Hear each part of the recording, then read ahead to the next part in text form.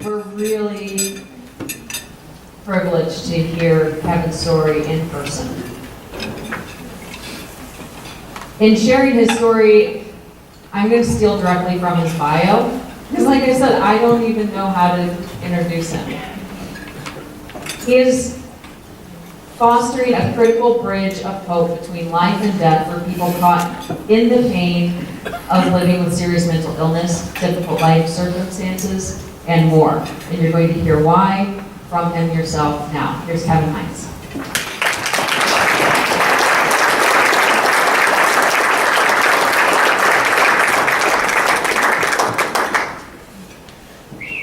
We matched on purpose.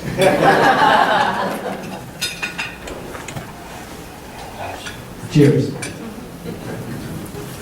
Just one. Guys, before we begin tonight, this presentation, we have to do something very, very important. Right here, right now, together. For all of those that we have lost to suicide and pain. In my short 36 years on this beautiful planet, I've lost 7 people I love to death by suicide from pain. People that meant and mean the world to me. People that still do. My own biological mom, as I'm a doctor. But today is not about the way they died or the day they died. Today we choose to focus on the way they lived before they got sick in the first place. Today we choose to celebrate their lives from the day they were born and brought into this world without that pain. Today, we choose to celebrate the beauty that exuded from within them, the light that shined around them, and we choose to remember them fondly for who they were before they were in that pain. We hold them dear right here. Right here. We never forget them. We honor their memory. And I celebrate their birthdays, all 7 of them, their birthday with family and friends who loved them just as much as I did. Because the only way to properly grieve suicide is together, without blame, and with no guilt. It doesn't belong to you. They didn't die because you were in spite of you. They died because of an epic and unrelenting, lethal, emotional pain. I know that pain all too well. I argue that I've been in pain since the day I was born.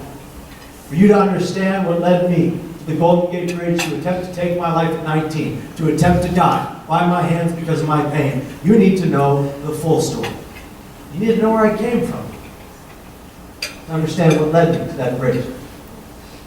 Born August 30th, 1981 in the great city of San Francisco in the beautiful state of California, I was born to biological parents Marcia, Silvetta, and Martino Morales. Martino was half Mexican and half Italian, by all accounts the best parts of me.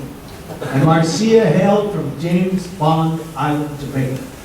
And they met and found each other in the 1970s in post-hippie San Francisco, and they considered themselves hippies. They were in the free love, free everything else era, and Martino and Marcia, I believe they loved their 2 infant boys, me and my brother, unconditionally, but they could not take care of us. We were born in squalor on 6th Street in Tenderloin in San Francisco, the worst neighborhood there then, the worst neighborhood there today. We were born in a crack hotel. Barely a box spring for a mattress over concrete slab floors. Humble beginnings. Where my birth mom and dad would leave us unattended daily and nightly to go do whatever they had to do to pay that motel bill on the hour, by the hour. They had no feasible legal income. That meant they were selling, doing, or scoring drugs. They would leave us there as the court documents when they found us read, and I quote, children lie there in their own filth, screaming and crying, barely clothed, not to be neglected. One fateful day, one seedy motel clerk made his most unseedy decision. He heard our screams and cries in his mind too many times. This is a man who doesn't want to call the police for any reason, for all the things he's operating with. And he called the police, and it was the first best day of our lives. The police came in with Child Protective Services. They told us, and they said in the court documents, it was the smell of sour and putrid smell. They picked us up, they swooped us up, and placed us, along with Child Protective Custody, into the system. Who knows what system I speak of? Foster care. Foster care system in San Francisco. You know, they don't even call it a foster care system anymore in San Francisco. Those are two very bad words for all the neglect and abuse that goes on in foster families. In San Francisco, the foster care system in the 1980s was in shambles when I entered it. That meant that when you went to the foster care office, there were children lining the floors everywhere. Foster parents seeing who they could take home, not to adopt, but to bring onto their clan of many other foster children that they neglected and abused. And me and my brother, for all the good that foster care has done, it's done a world of bad. Me and my brother, we were supposed to be adopted together. My biological name was not Kevin Hines. That is my adopted name. My biological name is Giovanni Gabriel Prasad Morales. Somehow, you guys, my brother's name was just Jordache. What the hell? Where is the consistency, right? And we were supposed to be adopted together. Do you think that's what happened? No. Not by a long shot. We bounced around from home to home, filled homes with neglect. Both of my brother and I got bronchitis. Jordache died. Now, people have looked at me as an adult, other adults, by the way, and looked at me and said things to me when I recounted this story. But Kevin, why does that matter? You were an infant. How did that affect you? And I think you were all educated enough to know the first 3 to 9 months of any infant's life are the most crucial for their ability to connect, adapt, attach, and be well in any future. The first 3 to 9 months of your life are fraught with nothing but consistent trauma. My friends, at some point, something's got to give, and you're going to have a hell of a hard time. Now, unlike my poor brother, I got lucky. I first landed in the home of one Peter and Deborah Muller Good foster parents. They had many kids at the same time, 6 or 7 little girls, 4 or 5 little boys. I was one of them. They were great foster parents. They took care of every child they had like they were their own. They were a transitional home for kids of all ages, 12 months to 12 years of age. Their job was to house the kids until a foster family would come forward and see who they were going to take home and adopt. Living in the Muller home, Peter was in the Army. As you know, often has to be restationed. Every time he was restationed, they had to return all the children to other parents. And so this was the scenario. They were returning the kids to other parents, and one fateful, beautiful, and gorgeous day, a lovely woman named Deborah Joan Hines walks in their door. Don't turn around, this is symbolic. I got you. Yeah, see, I love doing that. It's great when you do it in a high school, and there's 1,000 kids in the bleachers, and you say that, and simultaneously they all go like this. And you laugh at them, and make fun of them, because it makes you feel better inside. That's right. No, Debbie Hines walked in their door, fully expecting to take home one of the little girls in the house. She was looking for a daughter. She wanted to adopt a little girl to be the sister of Elizabeth Catherine, the girl she and Patrick Kevin Hines had already taken it. They wanted to give Elizabeth a sister.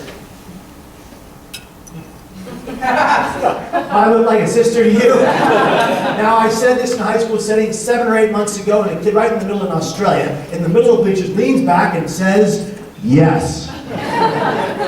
I leaned in, I said, son, clearly you're confused and you need glasses, but this is a speech you're not giving it, we must move on. And so we did. I don't know what his problem was, he's seeing things. And trust me, I know, I see things. Anyway, Debbie Hines walks in their door, fully expecting to take home one of the 6 or 7 little girls. But the first thing she saw on the carpeted floor before her, redheaded, wavy-haired, back then it's not wavy and red anymore because they're old anyway, never mind. And so Debbie Hines looked down and she saw on the carpeted floor, redheaded, wavy-haired Giovanni in my famous red rubber ducky overalls. You see it? And then you go out of there, you just don't remember no laugh, all right? And she said in her journal of those days, which I read through and through, that was the moment she fell in love. And she went back to Pat Hines and she said, let's do it, let's take him in, because he needs us. And I desperately needed them. And they would fight for me in a custody hearing between Marcia and Martino and Patrick and Deborah for 2 years in a hearing for custody of me. Wherein Martino, my father, outside of the courtroom hearing one day, would leave the courtroom. He would be searching for drugs. He would physically assault an undercover police officer, and my dad would be killed. I would not learn that until I was 12. I wish I never had. My birth mom came to the court hearing after that, walked up to the judge, turned to my mom and dad, Pat and Debbie, and said, Patrick and Deborah, please take care of my son. I can do this no longer. She forfeited custody of me. It would be her greatest sacrifice, the best thing she could have ever done for my life. When Pat and Debbie Hines took me in at 9 months of age, I was violently ill every day for 30 days. a distended belly filled with liquid, a bruise from the top of my sternum to the bottom of my abdomen from being malnourished. For the first 9 months of my life, I was fed what Mom and Dad could steal. Kool-Aid, Coca-Cola, and sour milk was my first diet. When Debbie and Pat took me in, sick for 30 days. On the 30th day, Debbie came to my crib. She looked down at me and she said, "Gio, you're safe. We're not going anywhere. But if you don't knock this off, we are going to give you back." This is a contradiction, Mom. And she says the very next day, she came to my crib. She says that night, the 30th night, was the first night we slept soundly, as if my infant mind had actually understood her. She came to my crib, she looked down on the day after at 7 in the morning, and she looked down and she says that I looked up at her and I smiled. Now parents in the room, you all know what that was. That was not a moment we were having, that was gas. I don't want to go, it's that simple. She thinks otherwise. And so here is the one thing I know. Here's the one thing Debbie knew. I was home.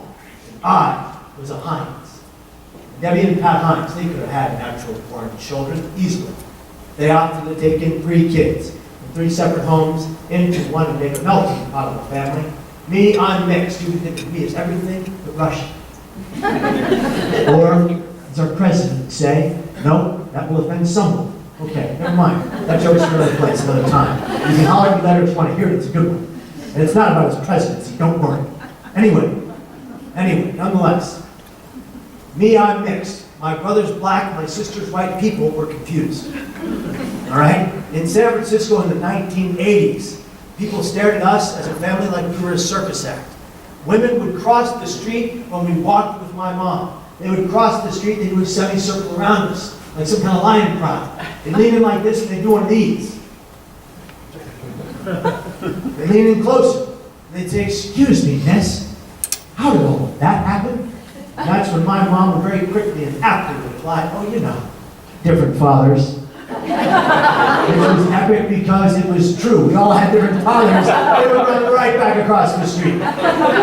We didn't care that some people in the 1980s in California would not allow us to sit and eat at the restaurants together as a family. We went somewhere else. We ate something else. You see, we were a family in love.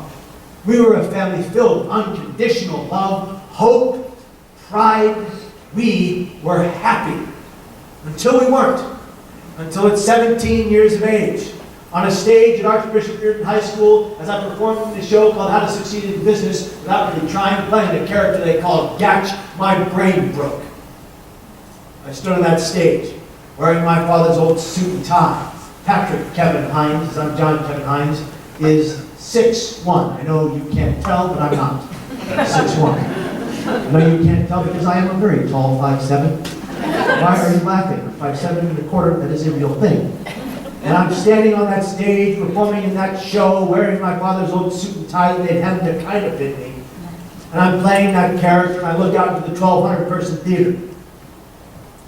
And I have an extreme fit of paranoid delusion, the first of thousands in my life. And I look out into the 1,200-person theater, and my first severe symptom of bipolar disorder type 1 with psychotic features appears. And I begin to believe that 1,200 people, not one seat was open, were there to do one thing: kill me. What would you guys do if you thought 1,200 people were coming to kill you? Any answer allowed will do. Top of the floor. Run. You said run. You said run, sir. Yes. You win the prize, sir. Just to be clear, there's no prize. You are a winner, and that is what matters. I ran off stage. I ran to the lobby where I was met with by a man named Mr. John Fennell. John Fennell was my theater director. He was a failed actor turned thespian high school director. He was a terrible actor, but he was a hell of a teacher, the greatest teacher I would ever have. And John Fennell, let's talk about him. He was a character of a fellow. He had a box haircut from 1985 and a mustache from 1967. Very confusing. And John Fennell was my hero. He was my mentor. The man was my friend. He was a second father figure to me.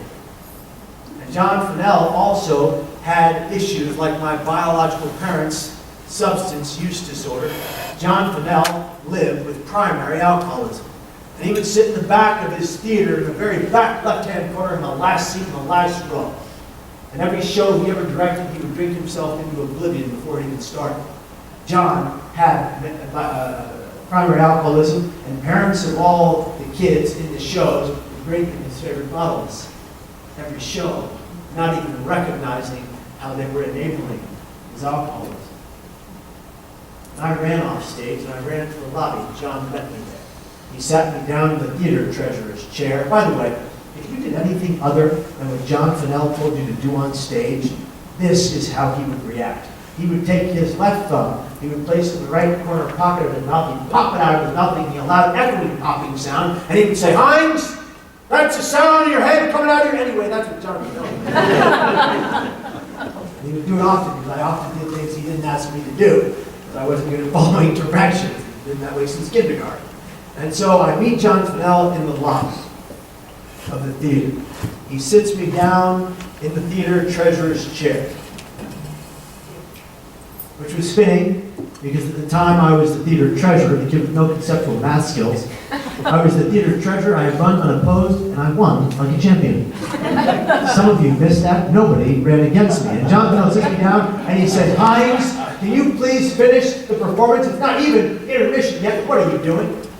And at that point, I just babbled incoherent nonsense the next 10 minutes. I could not make out 3 words in a row that made sense. John called my mom.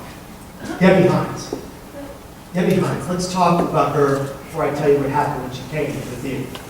Deborah Joan Hines is a consummate optimist. The kind of optimism, my friends, that is annoying. Mom and Dad, it's not that great of a day. Calm down and stop smiling. You know, here's the thing. I come home at 7 years of age from grade school, where the 8th graders would pick me up, a 7-year-old, and place me in a garbage can, face first, because I didn't look like them. And I come home crying. This was Debbie Hines' reaction. Hand on the hip, and she'd do one of these. "Oh, honey." When she moves, she has hair, so it works, you know. "Oh, honey. Oh, well. No, Mom, it's very serious. The banana peels in the garbage can, seriously." And you know, you come home years later from Little League Baseball. Who played Little League Baseball? Come on, anybody? There we go. I'm the 4th round cleanup hitter, okay? That means the bases are loaded, I'm supposed to bring home the grand slam. The bases are loaded, I go back, I swing, we lose. Who do they blame? They blame me. I come home crying. This is Debbie Hines. "Oh, honey." Que sera, sera. Which, if you don't know, is a Spanish song that means what will be, will be. She would sing every lyric to the entire song every time there was a problem. Thank you, Mom, for the optimism that definitely rubbed off. That was Debbie Hines. But I'll tell you, when I found her picking me up at Phelan Avenue at the Reardon Theater when I was 17 and a half and my brain broke, it was a different story. She picked me up, and I will never forget the look in her eyes as she gazed into mine.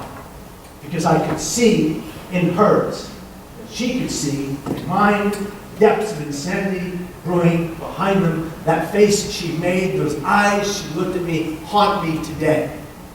And very soon thereafter, I would see my first psychiatrist, Dr. J. Kevin Rist. Now, I think she only picked J. Kevin Rist because his name is J. Kevin. And my name is J. Kevin. Which is not how you pick a psychiatrist. Now, they all told us that J. Kevin Rist was one of the best in the field. His secretary, his apprentice, they all told us the same thing. J. Kevin Rist was the best in the field in San Francisco. As a matter of fact, J. Kevin Rist would tell me that every session himself. At some point during the session, he would do this. He would say, "Kevin, Kevin." He always did that. "Kevin, Kevin," or "Kevin, Kevin." Do you know how annoying that is? "Kevin, Kevin, I'm one of the best in the field." "Yes, Dr. Rist, you told me that the last 17 times. You're such a humble man."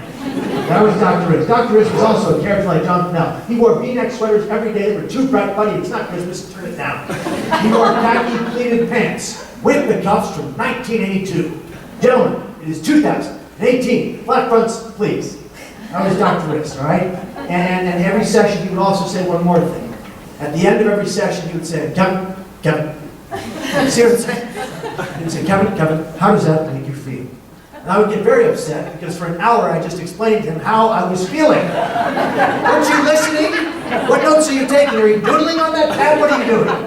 And Dr. Rist, you see, Dr. Rist, I believe, was a good doctor. Maybe even one of the best in the field, but he at this time in his life was in pain. He had substance use disorder. It followed me my whole life. Dr. Rist would be on methamphetamines the entire time he treated me as other patients. That is not indicative to psychiatry in the field of medicine. Psychiatry, the field of medicine, and psychology has helped save my life for the better part of 20 years. Dr. Rist was in pain. He needed help and wasn't getting it. He would be the second person I really truly care about that I would lose to suicide from pain. But that, like John Fennell's, is a whole other story. Dr. Rist puts me then on 14 pills a day at 17. 14 pills a day, which other doctors would say toxifying my brain, making me worse. Now that would be if I was taking them properly. But I was lying to everyone. Mom and Dad, they had just been divorced after 25 years of what I thought was a blissful marriage. And I go to live with my father at 18.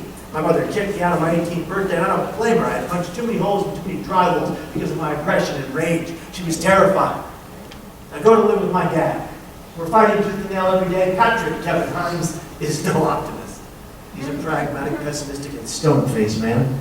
I see some of you here tonight. Pat Hines in his day lived with a lack of a childhood when he grew up. I wouldn't learn about Patrick Hines' life until he and I went to therapy in my third of 7 psychiatric hospital days after my attempt off the Golden Gate Bridge. But I would finally learn why my dad, Pat, was such a hardened man. I would learn why he never cried even during times of hardship and pain and loss. I would learn that he was a guy who played 20 years of hockey as the goalie with no mask. He doesn't act. Pat Hines. I would learn that Pat Hines grew up in a home where his mom and dad had, guess what? Substance use disorder, primary alcoholism. Mickey Kurgan and Judy Kurgan Hines would die of liver failure cirrhosis at very young ages because of their alcoholism. My dad's uncle, Kevin Joseph Ryan, who we are both named after, was 30 years drunk and 30 years sober the last 30 years of his life. I went to the last 10 of his chips. I learned how to tell stories in AA as a child. And my Uncle Kevin, his 7 siblings, 2 died at stillbirth because of their mom and dad and their alcoholism.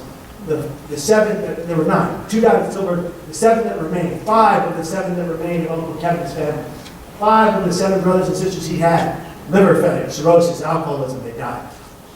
And my father, Patrick Hines, he would be a primary alcoholic until he got his life together, married Debbie Hines in 1972, and they decided to take in us.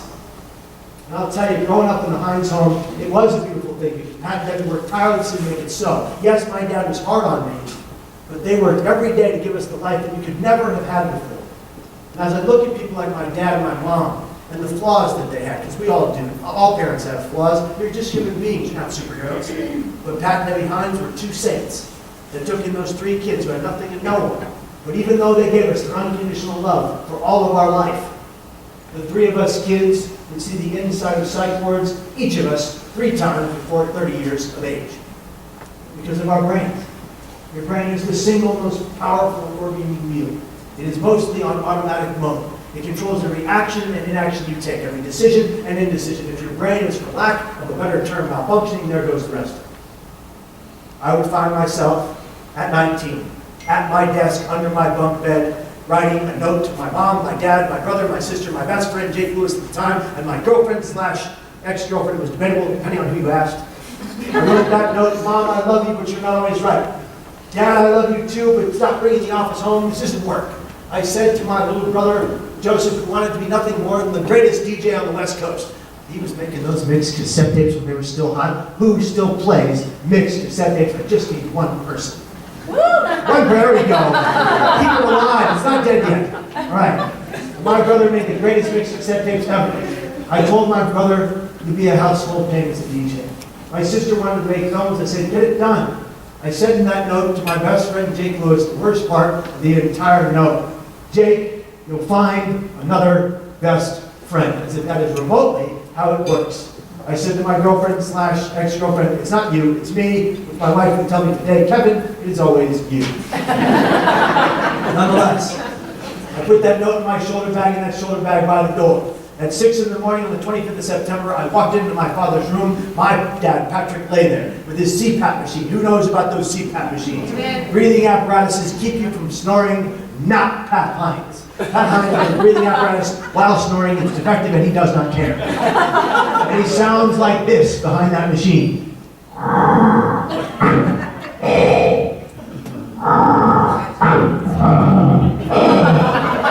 Like your good friend of mine, circa the original 1977, the one, the true, and the great Darth Vader. Snoring. Except here's the thing. He was my father, so there's that. Some of you got that. All of you haven't seen Star Wars. What is going on? Are we focused? Are we paying attention? He was my father. Luke, oh, good Lord. We got to focus here. Okay. All right, so my dad, startled awake, he takes off his mask, he looks at me, and he says, Kevin, what's wrong? And I wanted to tell him. I wanted to tell him what was wrong, but I couldn't. I couldn't tell the one man who loved me the most in the entire world my truth, that behind the mask that I've been hiding, the face I've been giving him, telling him I was fine all the time, taking the pills, going to therapy, I was broken. I was a shell of the young man I had once been. I went from a high school wrestling champion at the varsity level on the JV team. I went from the football team, went to state. I was the kid who was on the speech and debate team, albeit for 2 days before they kicked me off, but I was there. I went from that kid to this feeble, sad, scared, pathetic, tired, depressed, paranoid, hallucinatory, disheveled young man. But I hid the truth from everybody. And my father that morning, he tried to be there for me.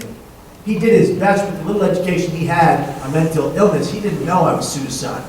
And I didn't tell him. I wanted to tell the one man who loved me the most in the entire world my truth. But the voices I've been hearing in my head, auditory hallucinations, telling me things I had to do that I didn't want to. Telling me I had to die with my hands, that it was inevitable, that I had no choice in the night. I find myself writing that note. I put that note in my shoulder bag. My dad tried all morning to get me to be with him that day. He looked at me and he said, Kevin, why don't you come to work with me today? I'm worried about you. He was right there, spot on, so close, but he couldn't see it. And I didn't tell him. I said, no, Dad, I can't go to work with you today. I've got a math test today at City College. And that should have been his first clue. I hate math with a fiery passion. I tell your high school kids and high school kids all over the world that I don't think really exist. Hear me out. Everyone tells me that 8 plus 8 is 16. Have you ever thought to stop and ask yourselves, why? No? Okay, just me? All right. Well, anyway, if you know the answer, I hate math, I don't care about your answer. Anyway, I put that note in my shoulder bag, and I end up in my father's car. He convinced me. He said, Kevin, I'll take you to City College. You take the bus home. I'll see you home at 6 tonight. Me knowing full well where I was going to go and what I was going to do. I went and got in his car. I gripped my shoulder bag to my chest because I didn't want him to find my note. My father talked the whole ride. Patrick Kevin Hines is not a talkative man. He speaks when spoken to. But when spoken to, Pat Hines says things like this. Kevin, everything I say and do is with a purpose. I am telling you this purposefully. You know anybody who talks like that? That's Pat Hines. And we're in the car and he's talking the whole ride because he's nervous. And I'm quiet. I'm never quiet. We get to the kitty corner on the side of the City College campus. My father turns to me and says one of his mantras, Kevin, I love you, be careful. He said it every day. We're lucky he can say it today. I kissed my father on the cheek as I had done since I was about yay high. I told him I loved him and I stepped out of the car with my right foot and I stood. A tear rolled down my cheek, off my chin, onto my right lug's boot, onto the middle shoelace. I will never forget that moment as long as I shall live. It is imprinted in my brain. As I watched my father drive away, I said, it's the very last time I'll ever see anybody I love, and the very last time anybody I love will ever see me, and I was content to die by these two hands from suicide because of pain. Lethal, emotional pain. I walked onto the City College campus. I walked into the counselor's department. I found the most readily available counselor. I dropped all of my courses except my English class, and people have asked me why. I would tell you. I did not go to English class because I was going to one day write a book. I did. But there are 36 errors in it. You're free to find them. No, I went to English class for one reason. The teacher was gorgeous. I just wanted to see her one last time. It was the only rational thing I did all day. Now I went to that class, I took out my notebook and I signed that note. I put it back in my bag, I got up and I left. She was even prettier angry. Anyway, I left that room. I got on a Muni train. I only had money to get a transfer from that train to get to the next bus. I sat on that train in front of reflective glass, looking at the man I'd become to loathe. I got on that next bus with that transfer. I sat in the very back row, in the middle seat, looking out upon what eventually was 100 people. And that's when it hit me. Ambivalence. I desperately wanted to live, but I believed I had to die. Two categorically different things. And I began to cry. Softly, moderately, waterfalls flowing down my eyes, mucus dripping from my nose. And that's when I began to yell aloud on a crowded bus at the voices I was hearing in my head. Leave me alone! But I don't want to die. I'm a good person. Why do you hate me so much? What did I ever do to you? And now if they weren't before, 100 people are looking down the barrel of the bus at me and saying nothing except for one man. This guy right here to my left says to the fellow next to him while pointing at me with his thumb with a smile on his face. What the hell is wrong with that kid? And that, my newfound friends, is what's wrong with some of our society today. Our innate human ability to see someone in potentially the greatest lethal emotional pain they may ever be experiencing and feel nothing for them but fear of them and apathy toward them. That's his or her problem, it ain't mine. I know you all disagree, that's why you're here tonight doing the work. I know you agree with me, but if we are nothing else on this beautiful planet, we are one thing together, or at least we are supposed to be. Our brothers and sisters keepers. Do you agree? Yes. We're not here for personal betterment or gain. We're here to give back to those we know, those we love, those we don't know from Adam, and we're here to even give back, ladies and gentlemen, to those we don't even like. What we're not here to do is hurt each other with our words and actions. On that note, by a bold and true raise of hands, how many of you have ever been hurt by somebody else's words or actions? Be honest. Come on. Now keep those hands raised and keep them high. With your other hand, how many of you have ever hurt someone you know or love with your words or actions? Now I'm going to ask you up. I'm going to ask you another question. The only answer to this question is now. The answer is now. When does the hurting of those we know and love stop? Now. Yes, you're darn right, it stops now.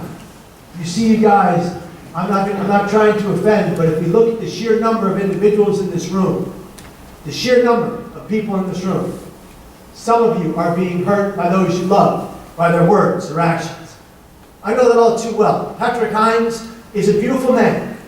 He is the greatest father I could have ever had. But he was the toughest SOB I'd ever known. He was the drill sergeant who wasn't in the military. His father was in the Battle of Okinawa. That's why he was an alcoholic. And my father's father, when Debbie Hines would go over to Pat's house, they were second grade sweethearts. When Debbie Hines would go to Pat's house, she'd always ask him the same question. Patrick, why are there so many pictures on the wall, on every level of the wall? He wouldn't tell her. Until one day he took his index finger, placed it on the corner of one of the frames, tilted it to the other side. Behind it was a hole in the drywall the size of Mickey's fist, aiming for my father's head. Most times he connected. A lot of times he put holes in the drywall, behind every frame, on every wall. When my father was 16, he hit his father back. Mickey's face was like a sledgehammer. It didn't move. Mickey leaned in and said, Patrick, don't ever do that again. And he never hit my father past 16. Patrick Hines would leave his home as his parents died of alcoholism. He would leave his home with $17 in his pocket to make his way in the world. He would have nothing and no one. His entire family would abandon him. He would fight every day, every year to make a leg up in the world. Some of you know that life, I'm sure. And Patrick Hines would become one of the most prominent bankers in San Francisco's history. From the ground to the top, he would rise. And all he ever wanted to do was grow up, raise a family like he never had. And that's why, even though he yelled at me, he is still the most beautiful father a kid could ever have. Here's why. when I was in my third of 7 psychiatric hospital stays, after I went to the Golden Gate Bridge and attempted to die by jumping off. By the way, only 39 people have survived that fall in 80 years. 1.8% have survived the fall. 97.2% have died. Over 2,000 people have died off the Golden Gate Bridge. 39 of us survived. 5 of us get the privilege to stand, walk, and run. 1 of 5. They call us the most exclusive survivors club in the world. I read a book of the same name by Ben Sherwood. My father, when he would come to my third psych ward stay and go to therapy with me, when he would read the book Loving Someone with Bipolar Disorder and Bipolar for Dummies, that's my favorite, that's stick figures.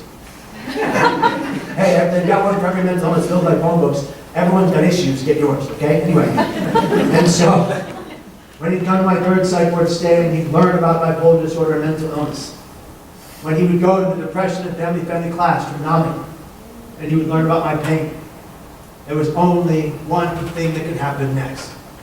We would bend our fences and he would become the best man at my wedding. There was no other choice. All my friends would miss. I went from that day at the Golden Gate Bridge, where I stood at a particular light rail, where I leaned over that 4-foot-nothing rail, my tears falling to the waters below, where a woman would approach me from my left on that day, September 25th, 2000, at 19. And I thought, this lady is going to save me. She's going to ask me if I'm okay, and I'm going to tell her because I'm ambivalent, and all I want to do is live. I'm going to tell her everything. If she just asks me if I'm okay, if something's wrong, or if she can help me, I'll tell her everything. I couldn't tell my father that morning. I desperately wanted to tell a complete stranger because I was in so much pain. And she approached with a smile on her face and these sunglasses that I know over here you ladies love to wear them, the ones that do not fit your face.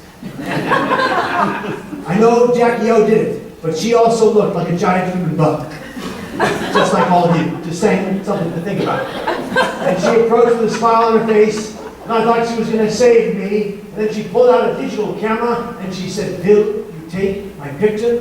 And in Eastern European accent, I had laughed inside, but lady, this is terrible timing. I took her camera, and I took her picture 5 times. She posed right in front of me 5 times for 5 minutes. She had to really get herself sorted. Right where I was going to die. And I used to think to myself, I used to be angry at this woman. Why didn't she see my pain? Then someone informed me, Kevin, hold on. She did. She approached you. She engaged you. She stood in front of you, trying to show you something beautiful, which she was. You missed it. But back then I did miss it. And as she walked away with her camera, I said to myself, absolutely, nobody cares. Was that true? No. Everybody cared. Every member of my family, every one of my friends, my acquaintances would have been there to rip me from that belt of safety because of how much they cared. My brain wasn't allowing me to care. It was trying to destroy me as I desperately tried to cling to life. She walked away. I said nobody cares. I walked back to the traffic railing. I sprinted forward and I catapulted myself using my arms into free fall. But all I wanted to do was reach back. An instant regret for my actions, and the absolute recognition that I had just made the greatest mistake of my life, and it was too late. For over 2,000 people, you know it's been too late. I fell 220 feet, 25 stories at 75 miles an hour in 4 seconds, praying the entire way down. God, please save me. I don't want to die. I made a mistake. I hit that water. When you hit that water from that height at that speed, you stop for less than a second. A vacuum sucked me under 70 feet, but I opened my eyes. I was alive and I was drowning. And I didn't want to drown. And I prayed, God, please save me. I don't want to die. I made a mistake. And I swam 70 feet without the use of my legs. I had shattered my T12, L1, L2 lower vertebrae into shards like glass. I had missed severing my spinal cord by 2 millimeters. Show me a millimeter with your hands right now. Show me. Come on. I swam 70 feet in one breath without the use of my legs. It was the fastest I ever swam in my life because all I wanted to do was live. And on the way to the surface, I said to myself, I can't die here. If I die here, no one will ever know I didn't want to. No one will ever know that I knew I made a mistake. I broke the surface. I bowed up and down in the water, my feet heavy, my heart palpitating, eyes red with tears. My feet were soaked, waterlogged, I had boots on, I kept going down. I could not stay afloat. I prayed, God, please save me. I don't want to die. I made a mistake. And he heard me. In the water, something began to circle beneath me. Something large and very slimy and truly alive. I remember thinking to myself, you gotta be kidding me. I didn't die off the Golden Gate Bridge and a shark is going to devour me? I was so pissed off, I tried to punch. I punched it twice, it wouldn't go away. This creature just circled faster and faster, faster and faster. No longer am I wading in the water to stay afloat. I'm lying atop on my back, being kept buoyant by this thing, thinking to myself, this is one hell of a nice shark. What would you do in that situation? I'll tell you what I did. I named him Herbert right there. I don't know what he was, but he saved my life. I would learn later that he was no shark. I was on a show called Primetime Live on ABC with John Quinones. Does that show what you do? On that show, I mentioned I thought there was a shark beneath me in the water. People ordered the show from all over the world. It went online. One man's letter stuck out above all the rest. His name was Morgan McWhirter. He was from Las Vegas, Nevada. He was on the bridge that day with his mom. And he wrote in to me and he said, Kevin, I'm so very glad you're alive. I was standing less than 2 feet away from you when you jumped. Until this day, no one would tell me whether you lived or died until watching this show. By the way, Kevin, there was no shark, like you mentioned, on the show. But there was a sea lion.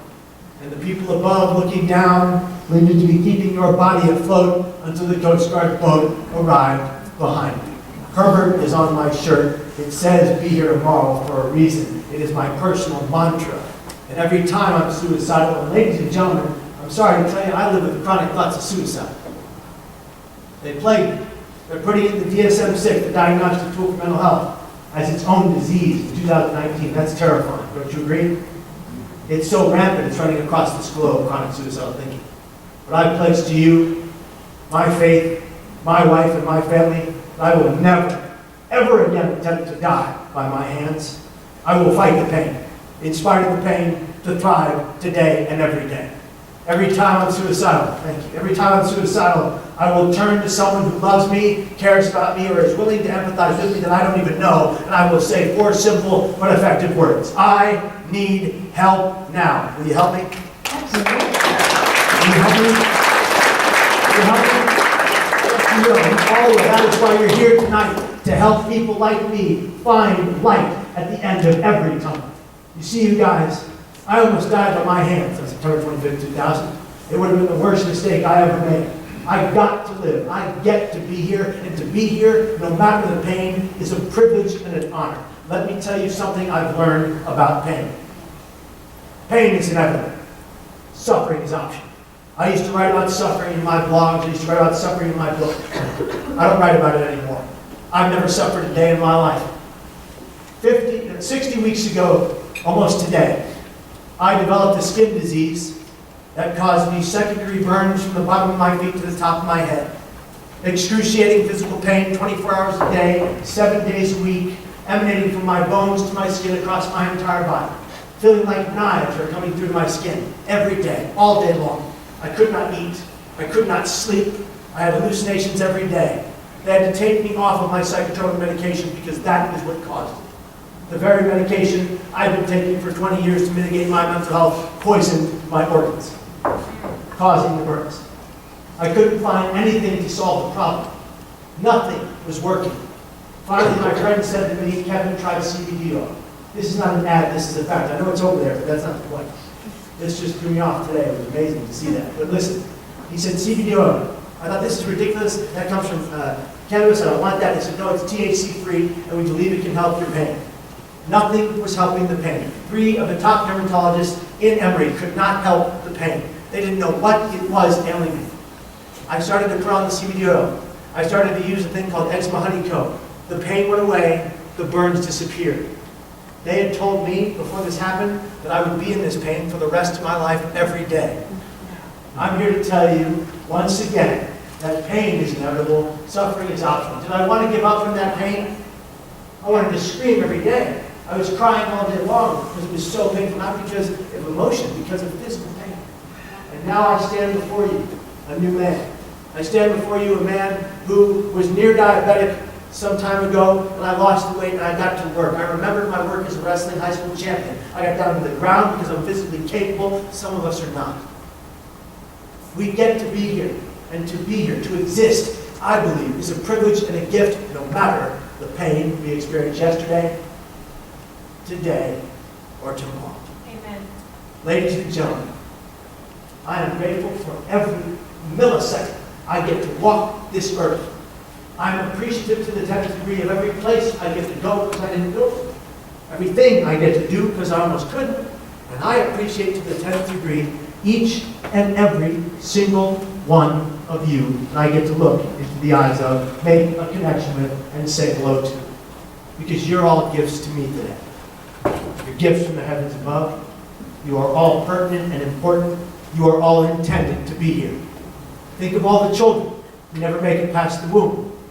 My wife and I know that pain all too well. Jack Ryan lived 8 weeks and no more. He will never be in my arms.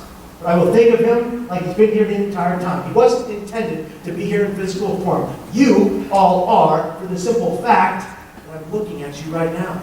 You're intended to be here until your natural end. Suicide is never the solution to our problems. It is the problem. Say it with me and mean it. Suicide is never the solution to our problems. It is the problem. Now say this with me and mean it. I will fight the pain, in spite of the pain, to thrive someday. I deserve this life until its natural end. I will never die by my hands. Ladies and gentlemen, yesterday is history. Tomorrow is a mystery. Today is a gift. That is why we call it the present. And if you don't believe me, ask your children, because Master Uwe from Kung Fu Panda said that.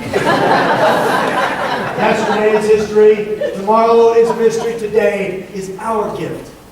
Let us always and forever cherish this beautiful day and every waking moment of this gorgeous gift we all get to call life. From the bottom of my heart and the depths of my soul, thank you very, very, very much. I appreciate it.